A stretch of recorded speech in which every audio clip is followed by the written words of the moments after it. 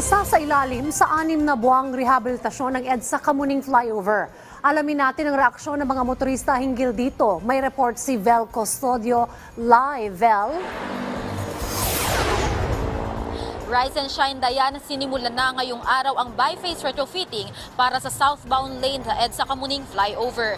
Sa ngayon, wala pang nakaabang na mga tauhan at mga materyales para sa gagawing rehabilitasyon. Ang retrofitting ay pagpapatibay sa isang existing structure kagaya ng tulay. Ginagawa ito para tumagal ang lifespan at maging seismic resistant ang isang structure. Kasama ang Kamuning Flyover sa 14 na tulay sa NCR na kritikal ang kondisyon. Ibig sabihin, maaaring mag-collapse kapag tumama ang nabigwa na lindol, ayon sa pag-aaral ng Japan International Cooperation Agency o JICA. Layo ng Department of Public Works and Highways na patibayan ang mga nakitang damage sa flyover. Tatagal ang unang phase ng retrofitting hanggang August 6. Magsisimula naman ang ikalawang phase sa July 15 hanggang October 25.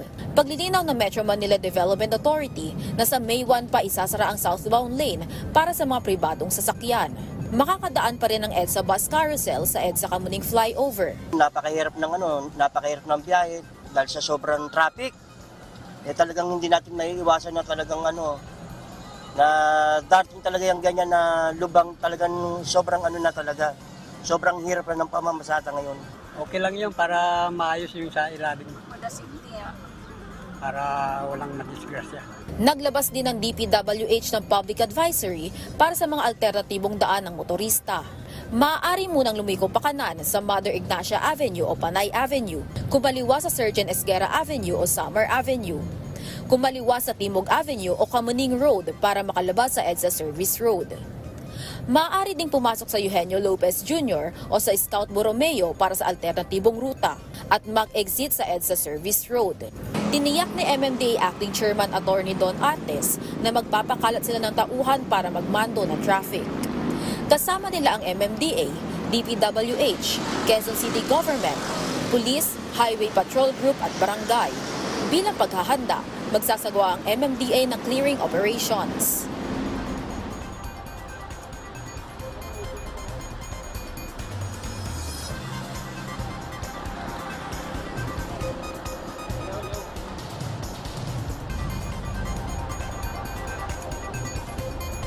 Vel? Maraming salamat sa report, Vel Custodio.